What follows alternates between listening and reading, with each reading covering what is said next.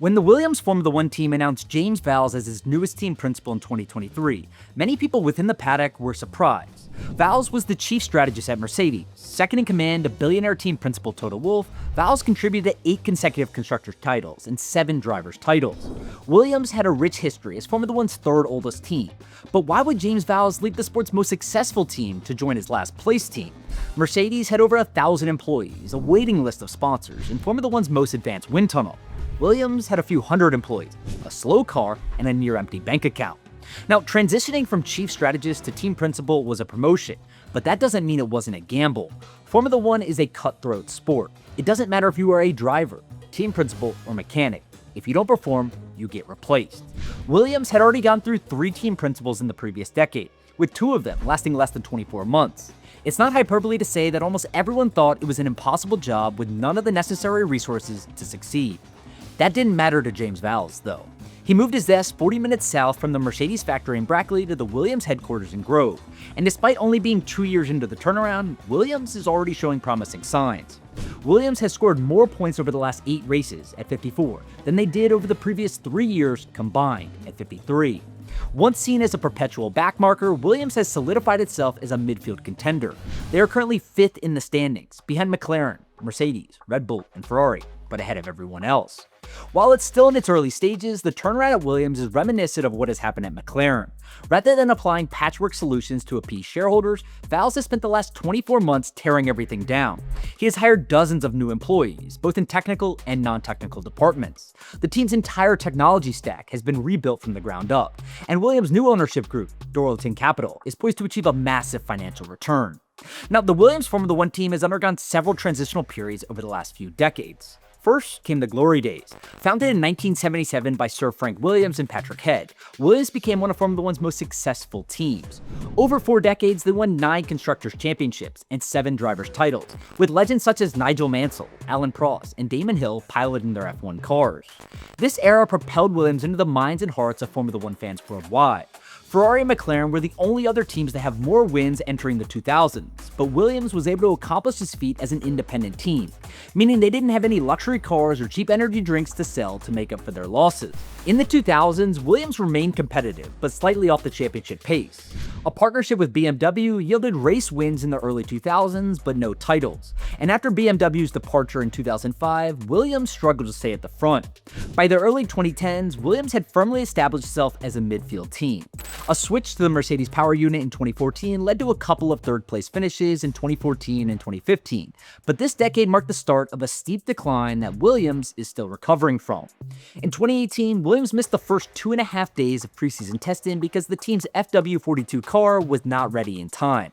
They only scored 7 points all season long and plummeted to 10th, or last place in the standings.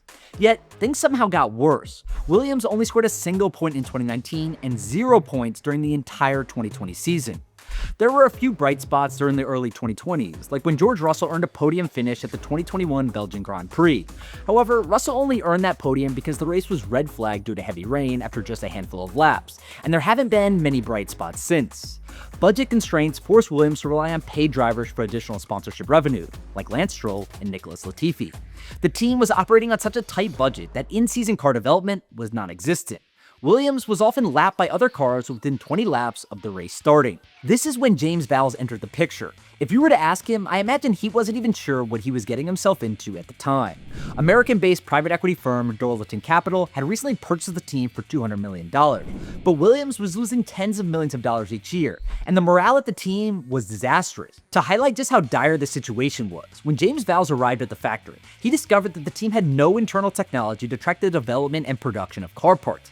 Every single one of the 14,000 parts in the team's Formula One car was being tracked in a single Excel spreadsheet.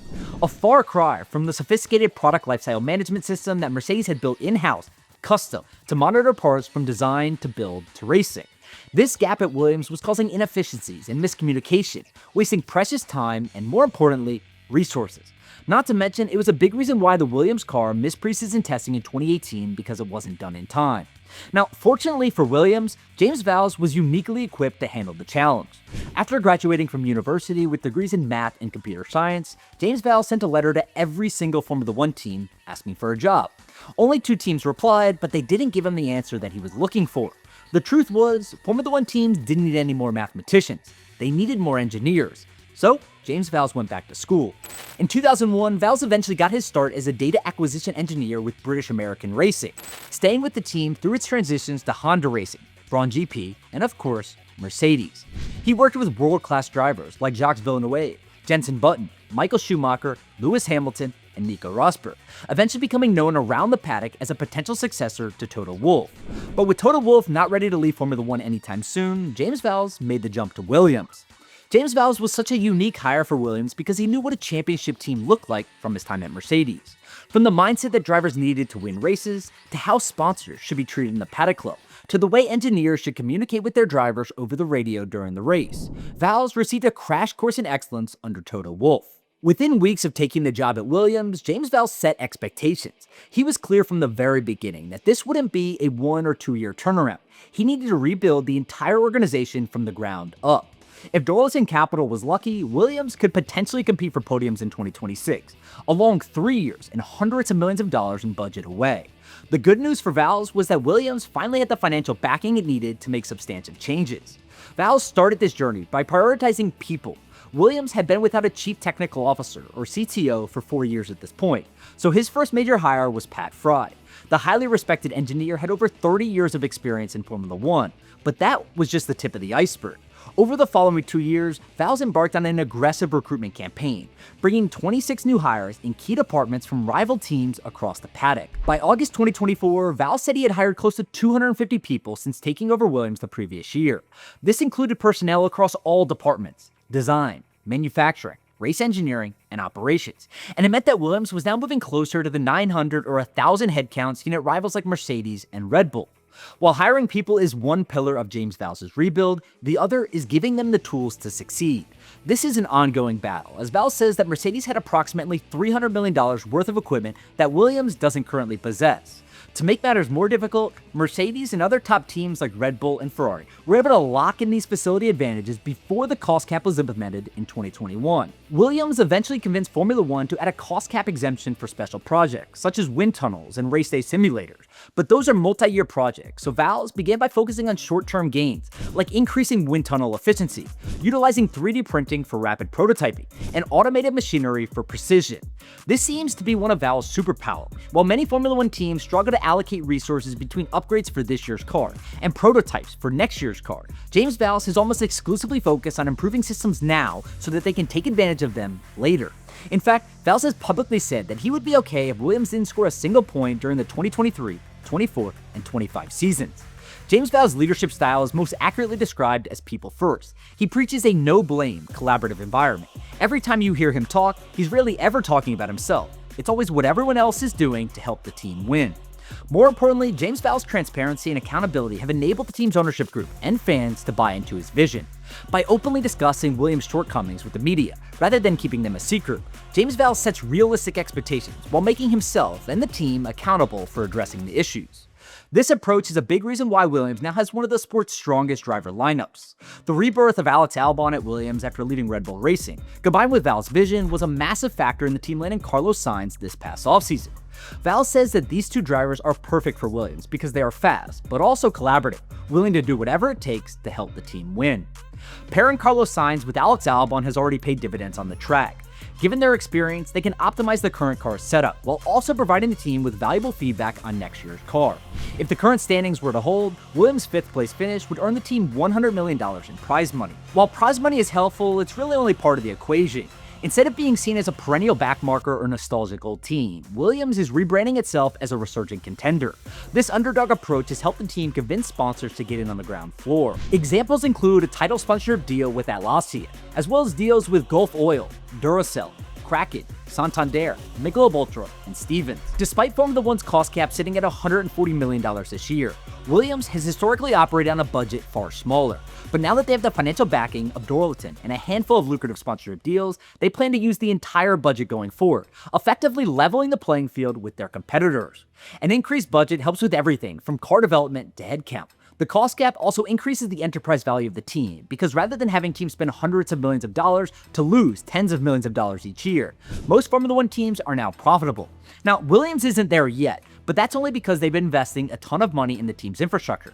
Once that investment is completed, the financials begin to resemble the NFL salary cap system, controlled costs with guaranteed profits from TV revenue and sponsorship deals. Williams has made significant progress so far, but what's truly important is next year. While Formula One teams commit a large percentage of their resources to the ongoing development of this year's car, James Vowles has already said that Williams won't be making any more upgrades to their car this year. Instead, they are fully focused on the 2026 car. Formula One's new regulations next year provide an opportunity for Williams to make a monumental leap. The team has spent the last couple of years reviewing all 260 pages of technical regulations, seeking any potential advantages they can find. They have come up with thousands of car designs, eliminating them one by one based on computer-simulated aero performance. The best options are then built at 60% scale for wind tunnel testing. Now, we are not even halfway through the 2025 season, but 2026 will be here before we know it. In less than 9 months, teams will show up in Barcelona for preseason testing. Cadillac will be the talk of the town as Formula One's newest team, but for the first time in a long time, the top teams will be watching closely when Williams opens its garages. If Williams can pull this off, it won't just be a comeback, it'll be one of the best turnarounds Formula One has ever seen. James Vowles didn't leave Mercedes to run a team stuck in the midfield. He came to rebuild one of the sport's most iconic teams from the ground up. The stopwatch will tell the entire story, but one thing is already obvious. Williams isn't clinging to its past anymore. They are focused on an ambitious future.